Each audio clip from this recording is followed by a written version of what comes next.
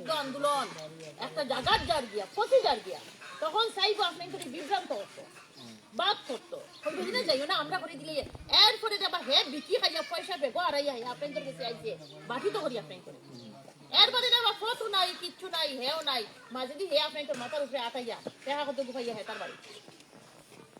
যেটা হয়েছে কি বটরসি রাস্তা পরিষ্কার না কোনো কাম হয়েছে না এখন তো আমি কিছু করতে হতো কিনা কথা বললাম তো যার কারণে আপনার একটা কথা মনে রাখবা দেখুন বর্তমানে আন্দোলন যদি তীব্র হয় মানুষ যদি সব এক থাকুন আইবা বহুত মানুষ আইবা যদি নৌ আন্দোলনে বাঙ্গা যায় এর মাঝে দুইজন একজন আপনাদের এরিয়ার কোনো মানুষ বা বারোর কোনো মানুষ দড়িয়া ঘুরে পয়সা দিয়ে না রে করে দিলে ইয়ার পাঁচ মিনিট বহুত যার কারণে মানুষ কিভাবে আপনাদের দাবি দেওয়া মিটার ভাই বললো মানুষ তো মাঝে বইলে নবাই হরাই বইলে না হ্যাঁ আখটি আপনাদের এখানে রাস্তা কোন জায়গা থেকে আমি তো করছি ওই জায়গা একটা রাস্তা ছিল না বাজারের বাইরে ও কোন একটা কি পুরো শিখা যে রাস্তাটা এখান পর্যন্ত আছে কিন্তু পুরো হালু বাংলা ক্লাবর ওখান থেকে দাদা কি আপনারা ফিল্টো বার হই যাবা ব্যাগ ফিল্টে বার হই যারি ব্যাগ গেছে গিয়া ওই চন্দনপুরের যে নতুন যে কইছে হাতি খালাসান বাড়ি সিস্টেম জানা কর খালাসান বাড়ি ও নাম কইছি ইনচা অন বইলে না টেবল একটা আউরি বইছি টেবল একটা অন বইলে না তুই হিনো কিটা রাস্তার মাঝে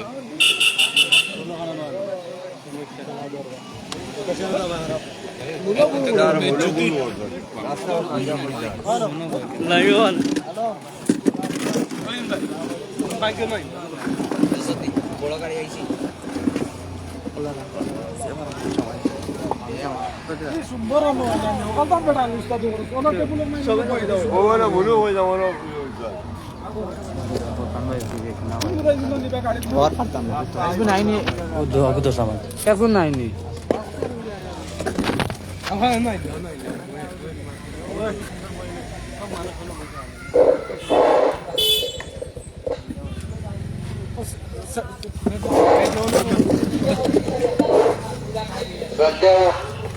আজকের সবার প্রধান অতিথি তথা অ্যাডভোকেট মহাশয়া এবং উপস্থিত আমাদের গ্রামের ছোট বড় সবাইকে আমার পক্ষ থেকে জানাই আন্তরিক অভিনন্দন। ম্যাডামে অত্যন্ত গুরুত্বপূর্ণ দুই একটা কথা হয়েছে একটু পরামর্শ চাইয়ার এবং লওয়ার পরে ম্যাডামের কাছ থেকে আমরা কিছু উত্তর চাইব যাতে আমরা সব থেকে বিপদ আমরা ও জায়গা মসজিদের কিনারের যে বাংলি একটা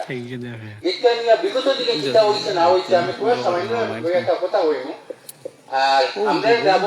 দুই তিনটা রাস্তা অত্যন্ত গুরুত্বপূর্ণ রাস্তা এবং এই রাস্তা সম্পর্কে কতটুকু উন্নত হয়েছে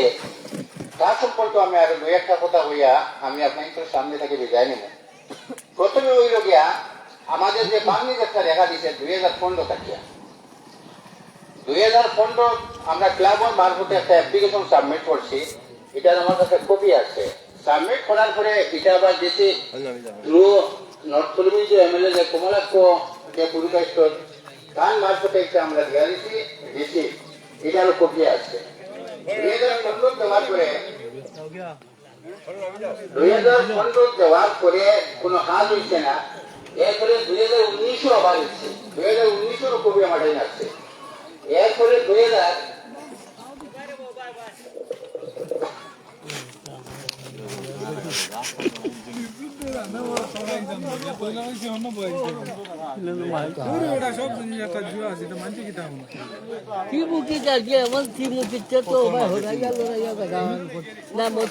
সামনে না বললাম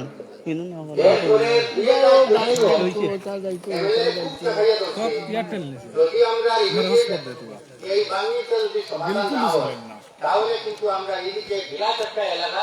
আমরা এদিকে গাড়ি অন্যান্য আছে আমরা অসহায় অবস্থায় করে যাই তখন এমএলএ আমারে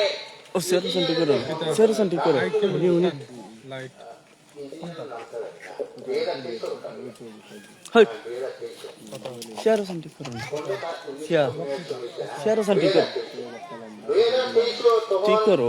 এমএলএ উঠিয়া কইছেন বলে ইমিডিয়েট তুমি ভোট বের করো আমি তার নাম লিখতে পারবো না আমার কাছে ঠিক আছে এরপরে ইঞ্জিনিয়ার ওখানে পাঠাইছেন পাঠানোর পরে ইঞ্জিনিয়ার একটা সব কিছু তদন্ত করিয়া টাইমটাও রিপোর্ট দিয়েছেন এখন ফান্ডগুলো দেখা নাই একমাত্র যদি এমএলএ যদি চায় তার ইমার্জেন্সি ফান্ড থাকিয়া অন্ততপক্ষে মানে দিয়া ও তোমার বাতর ভোট দিয়া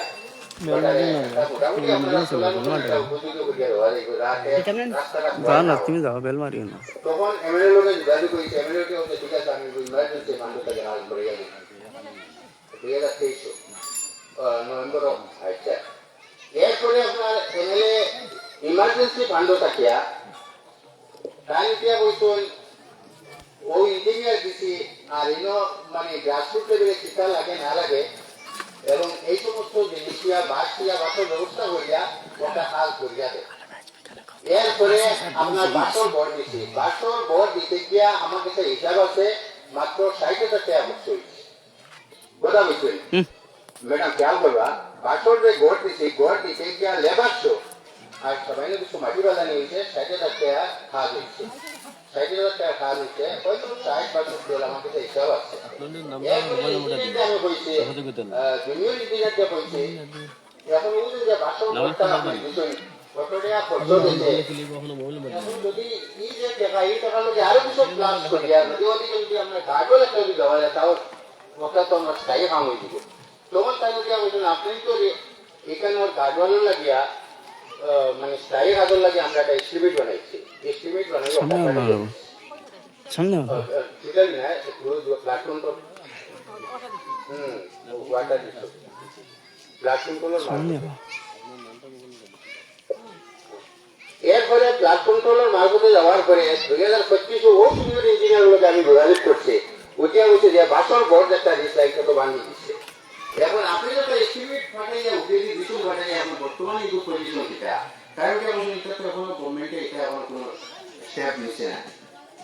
শুধু আগে এটা আমরা প্রপোজাল দেওয়া আছে ও পর্যন্ত মোটামুটি আপনার এটা কাজ ওখানে মুছে আছে এরপরে যে 60,000 টাকা কাজ হয়েছে আমরা বললাম পেনশন হতো পেনশন হয় পর্যন্ত আমরা দিচ্ছে না উঠে বলছে এটা আপনার ও ইমার্জেন্সি ফান্ড লাগে আপনার কাজ করেছে আর এই পেনশন কিছু নাই বলে বুঝছেন পেনশন মাত্র যাই হোক এরপরে তো ওরকম গেছে এখন বর্তমানে এমন পজিশন হয়েছে এই তো বাসর যে গরিবটা তো শেষ আর এখন বর্তমানে যে আবার কিন্তু এই গরিবটা হইতো না এখন বর্তমানে আমরা এমন অবস্থা আমরা এখন সাইকেল নিয়ে বাইক সাইকেল নিয়ে আমরা অবস্থা এখন সবটা কি জরুরি হয়ে গেছে আমরা কিছু চাই না আমরা সর্বাবস্থায় আমরা একটা স্থায়ী এবং স্থায়ী করতে গিয়া ও এখন আপনার পরামর্শ চাই আপনি যেভাবে করবেন একটা যদি 10-15-20 জন লাগে আর আমার গ্রামের যারা তারা যদি মনে করে এই রাস্তার দরকার 15-20 জন তারা স্পোর্টও যাইছিলাম যদি ডিসি যাইতে হয় ডিসি যাইব যদি প্লাট কন্ট্রোলও যাইতে হয় প্লাট কন্ট্রোলও যাইব যে জুনিয়র ইঞ্জিনিয়ার উঠিয়া বসে বলে এটা এস্টিমেট ফাটাইয়া দেওয়া হয়েছে সে এস্টিমেটটা দেখাইতে রাখবে যদি ফাটাইয়া দেওয়া হয় এখন তো এটা পঞ্চায়েত নাই না এটা প্লাট কন্ট্রোল আন্ডার ঠিক আছে আমার নম্বরটা কম না এত এটা সর্বাবস্থায় তো ওলি না আপনার ডিসি না এখন ডিসি যদি চায় তার মানে আনটাইট ভানটাকে তো আশ্রয় তো হয় হ্যাঁ যেহেতু সময় ভালো যেহেতু এই জায়গার অবস্থা একদম সিরিয়াস অবস্থা গতিকে এইটার ব্যাপারে কিরকম কি লাগে আমরা আগে আপনার পরামর্শ চাই আর বাকি পঞ্চায়েত রাস্তা যেটা হচ্ছে পঞ্চায়েত রাস্তা একটা তো আমরা নদী যেটা ক্রস করে যাচ্ছি নদী ক্রস করে আমাদের সামনে একটি মুখা করছে একটা ওদিকে নদীর কিনারে দিয়েছে আর একটা এসে ওদিকে এইদিকে রাত করেছে রাত পর্যন্ত হয়েছে আর একটা আপনার ওদিকে মাধন আসছে ওদিকে আপনার মাইকাম পিডাব্লিউডি রোড আছে না রাতপুর থেকে এসে ঘুরিয়ে ও রোডও লাগছে আর এই যে একটা গেছে আপনার এই যে আবার যে সোনারগুল যেটা ও মাইকাম পিডাব্লিউডি রোডও গিয়ে লাগছে এইটা ফিল্ডও গিয়ে লাগছে হ্যাঁ আর এইটা এইদিকে আপনার ফিল্ডও গেছে ফিল্ডও যাও ফিল্ডও পিডাব্লিউডি রোডের কিনারে এমন কথা হইল যে এই যে এই তিনটা প্রস্তাব দেওয়া হয়েছে সিদ্ধাহামদের মাঝতে এটা কি দুইটা সেকশন হয়েছে একটা হইল কি মাঘর রাস্তা ও মাঘর রাস্তা আপনার ওই যে ক্লাবটা যেটা ওদিকে দেখা গেছে ওটা আর আরেকটা হয়ে গেছে যে ও ফুটবলের বাড়ি খুলে দিয়ে গেছে একদম যে আপনার 5 পিডাব্লিউডি রোড ও দুইটা আর আর বাকিটা নিচে রাখে এবং কিন্তু কাজ চলছে এবং বর্তমানে টেন্ডারত এমএলএর মুখর বক্তব্য দেখা পাইছি আর এই বর্তমানে টেন্ডার ওয়ার্ক করে টেন্ডার বর্তমানে হয়ে গেছে এরপরে এটা কাজ ধরবো তারা ইঞ্জিনিয়ারাই চাই আবার সার্ভে করে গেছে আর এর একটা বাসনী সম্পর্কটাও জরুরি যারা পঞ্চায়েত থেকে কতটুকু হয় পঞ্চায়েত দরিয়া দেবো হয়েছে আমরা মেম্বার ওয়ানো আছে আর রাজপুরে যে দেখা গেছে ওটাও পঞ্চায়েত দরিয়া দেবো হয়েছে এটা দরিয়া দেবো হয় এর আগে যখন এমএলএ তোমার তাই তো বারবার ইঞ্জিনিয়ার পাঠাইছে পাঠানোর পরেও কোনো কাজ হয়েছে এরপরে তো কাজ হয় এরপরে 10 বছর হয়ে গেছে এরপরে তো বাস্তবে কোনো কাজ হয়েছে না আর এখন আপনার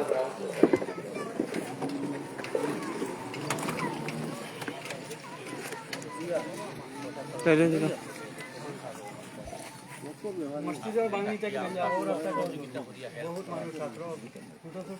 কিছু আন আমার বক্তব্য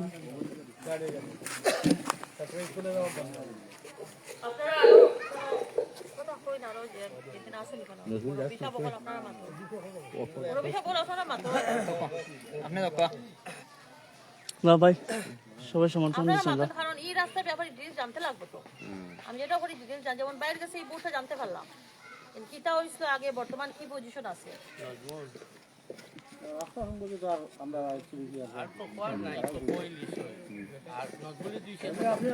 মসজিদের অপুরের ব্যাপারে তার রেজিস্ট্রেশন করবো এটা ব্যাপারে চিন্তা করা এটা রেজিস্ট্রেশনও আসেনি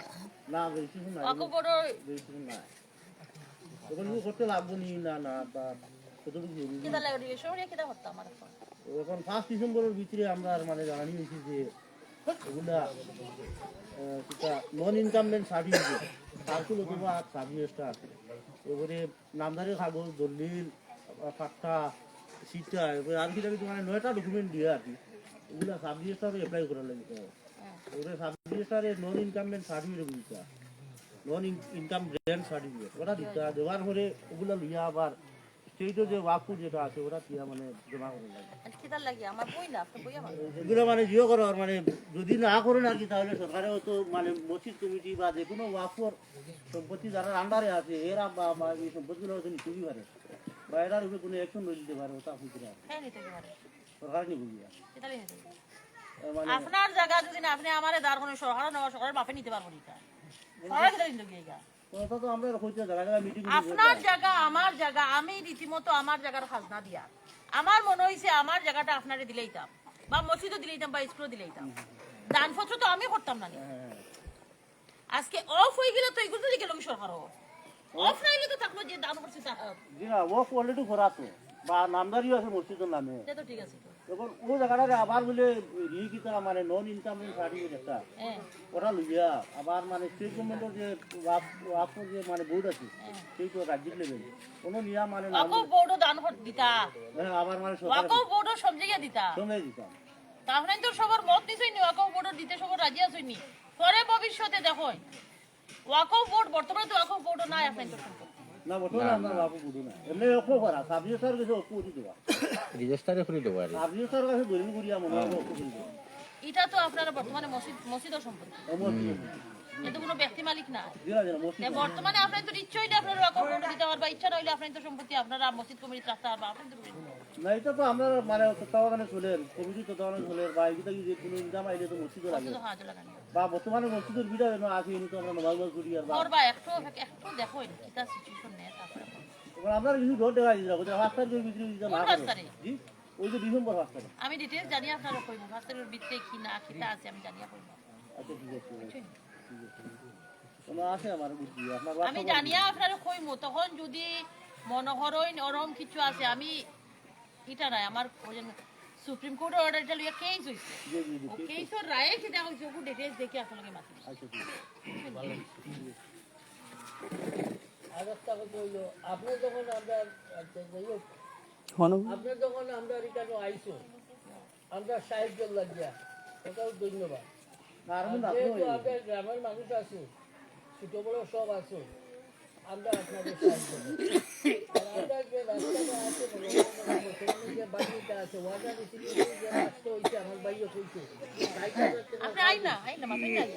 এখানে ইনোর এই গাঁওর মানুষ হিসাবে মেম্বার হিসাবে মাথি থাকতো এটা তো কোনো রাজনীতি না শুদ্ধ বাংলা ভাষা মাতন।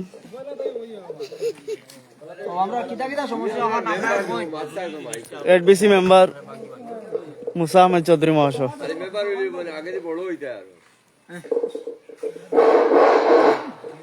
জনসাধারণ, আমাদের গ্রামের ছোট বড় সব এখানে আসুন, কিন্তু আমার বড় ভাই এই সরকারি সব আসুন, সবার কাছে আমার সালাম। ওয়ালাইকুম আসসালাম। প্রথমত হইল, যেহেতু আমাদের অ্যাডভোকেট সুলতানা বেগম চৌধুরী হাসিনা,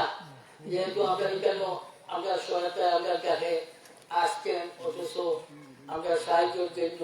আমি ওটাই তার কাছে ধন্যবাদ জানাই। আর ওটাও হইল আমরা ব্যবহার আমরা মসজিদের যে ব্যবহারের টানে গতদিন রাত্রে কথাবার্তা করা হয়েছি, তাই কথা সাহায্য হয়েছে। এইখানেও আবহাওয়াটা বেশি 60,000 টাকা খাল আমার ছোটো ভাই করছে মনে আছে। এই 60,000 টাকা তো আমরা বই না, আমরা যে অন্তত পক্ষে টাকা 5 থেকে 6 লাখ টাকা লাগে। এইখানে 5-6 লাখ হয়ে গেলে মোটামুটি আপনার বাঙালিটা একটা সমাধানে দেখব। আর এই মধ্যমানের যে রাস্তা, এটা সিদ্ধান্তের আন্ডারে করে আমি আছে, অথচ এটা খাল দেখাও সেন্ট্রাল হয়ে গেছে। এটা সেন্ট্রাল এটা আমরা যাই হোক করতেছি, এটা লাগে আমরা আপনার কাছে কিছু চাই না। আপনার যেহেতু ডিসি সাহেবের লাগে কথাবার্তা করবা, বা আপনার ইঞ্জিনিয়ারের লাগে, ওয়াটার ইঞ্জিনিয়ারের লাগে কথাবার্তা করবা, হয়তো পিডব্লিউডি ইঞ্জিনিয়ারের লাগেও আপনার কথাবার্তা পাবেন, তখন একটু আপনার ওই রাস্তার লাগেও আপনার কাছে ওটাও অনুরোধ রইল, আপনি তিনও সারের লাগে আলাপ করি আমাদের একটু সাহায্য করতাম। আর তো বিশেষ কিছু আর একটা রাস্তা রয়েছে, এটা পঞ্চায়েত আমরা জড়াইয়া দিচ্ছি, আমি জড়াইয়া দিচ্ছি। এই রাস্তা একবারও পর্যন্ত গেছে, এটা আমি পঞ্চায়েত জড়াইয়া দিচ্ছি, আর একটাও বেড়াইয়া দিচ্ছি। এটা ছোট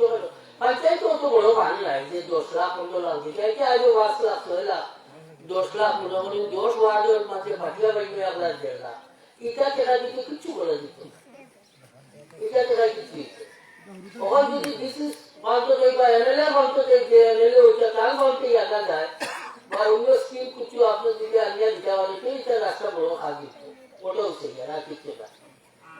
ওটাও আমার করতে হইলো। আর তো আর কিছু নাই আপনার কাছে, আপনি ওটা আপনাদের সাহায্য সহায়তা করতে আমরা গ্রামের মানুষের সঙ্গে আপনার হেল্প করবো, যেন দেওয়া লাগে কোনটাও যদি দেওয়া লাগে। মনে করেন পঞ্চায়েত আপনার কাছে পঞ্চায়েত দিতাম, আমরা গ্রামকে সকলে লইব, আমরা পঞ্চায়েত নেব, আপনার তোমার সাহায্য লাগে আপনার পাবলিক সাহায্য করবো। যাবা কবে একটা জিজ্ঞাসা করো রক্ষা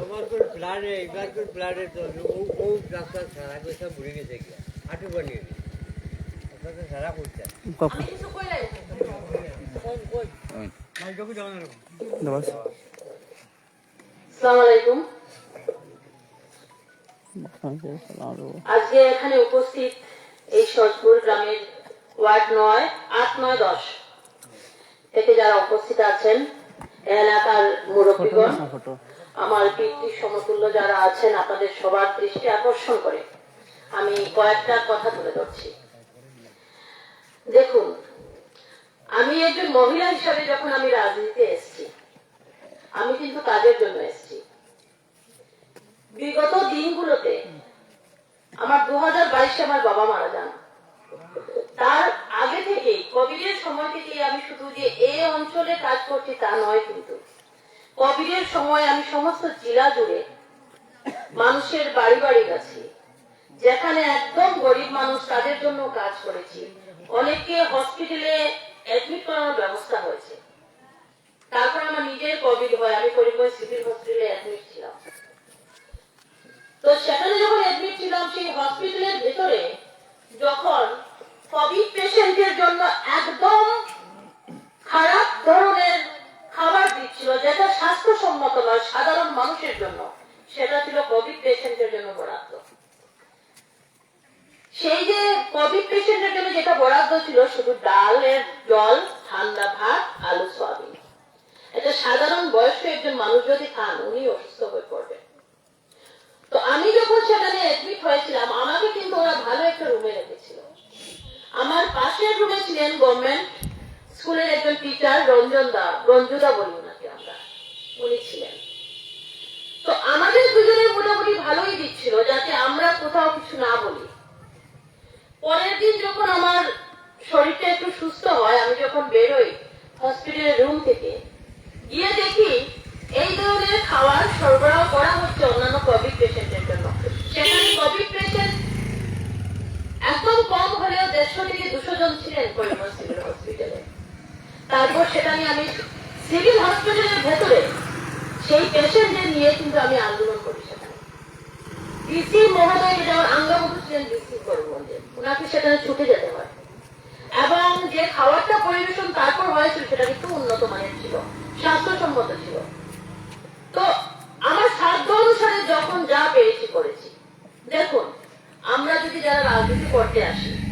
আমরা যদি আমাদের জীবনটাকে সৎভাবে চালাই, আমাদের কাছে কিন্তু পর্যাপ্ত টাকা থাকে। অপুরন্ত টাকার পাহাড় কিন্তু আমাদের কাছে থাকে না। তার কারণ যারা দেখবেন সৎভাবে কাজ করে ঘাম জড়ানো টাকা থাকে। তো আমরা মানুষের জন্য কাজ করি, মানুষকে ঐক্যবদ্ধ করে আন্দোলন করে যাতে অধিকারটা নিয়ে আসতে হয়। আমরা যদি দেখি পৃথিবীর পুরোনো ইতিহাসগুলো, আজকে ভারতবর্ষের স্বাধীনতা সংগ্রামের সময় থেকে দেখবেন, আজকে যদি আগে বলতো কারাবাড়ি, এখন সেটাকে সেলুলার জেল বা আপনারা আন্দামান যদি যান সেখানে দেখতে পাবেন 1 থেকে 1.5 হাজারের মতো ছোট ছোট কুঠুরি আছে সেখানে। স্বাধীনতা সংগ্রামের যারা স্বাধীনতা সংগ্রামী ছিলেন, মানুষ যাদেরকে বেশি ইনফ্লুয়েন্সার ছিলেন সোসাইটিতে, ওদেরকে বন্দি করে সেই কালাপানিতে পাঠিয়ে দিত। অন্ধকার করে কোনো আলো ঢুকতো না। প্রত্যেকদিন সকালবেলা ওদেরকে এরকম ভাবে মারা হতো, সমস্ত শরীরে চামড়া তুলে গরম জল ঢালা হতো, লঙ্কা গুঁড়ো লাগানো হতো। ওরা কিন্তু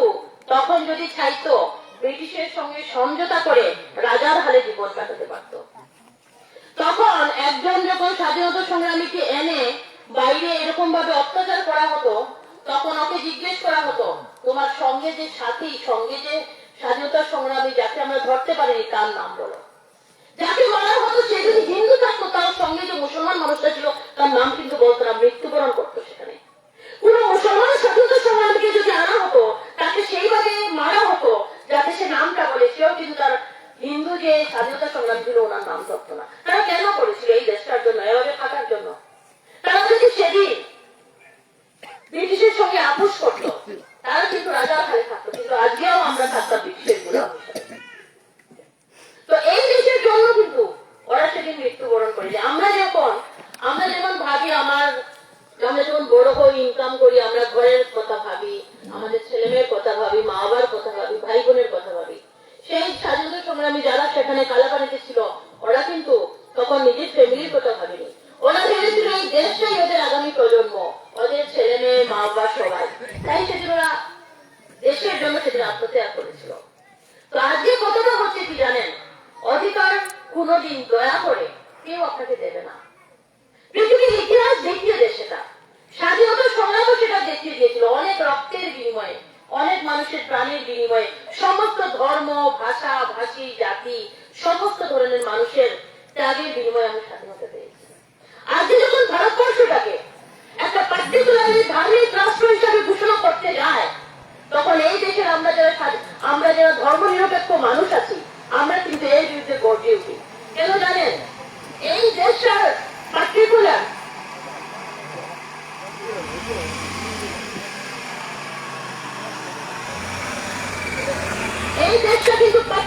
একটা জাতির, একটা ধর্মের, একটা ভাষার নয়।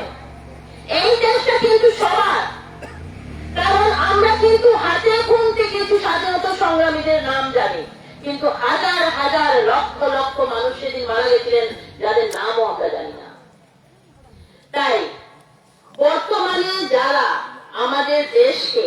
খণ্ড বিখণ্ড করে ধর্মের নামে, ভাষার নামে, জাতির নামে বিভক্ত করতে চাইছে, ওদের জন্য আমরা যারা সাধারণ মানুষ আছি আমাদেরকে ঐক্যবদ্ধ হতে হবে। কোনদিন যারা প্রতিশ্রুতি দেয় এবং প্রতিশ্রুতির খিলাফ করে, তারা কিন্তু একটা কথা মনে রাখবেন। আমি সাধারণ ছোট্ট একটা উদাহরণ দিচ্ছি আপনাকে। রাত্রে তো আমরা যেহেতু গ্রামাঞ্চলে আছি, রাত্রে শিয়ালের ডাক আমরা শুনি। ঘরের বাইরে যে আপনার মুরগি থাকে, শিয়াল কিন্তু সে মুরগিটা খাবে, তার নাকে কিন্তু মুরগির রক্তর গন্ধ লাগাই থাকবে। বলেন দিন যদি সেই শিয়ালটা বলে আমি আর মুরগি খাবো না, আপনারা মুরগিগুলো বাইরে রেখে দিন,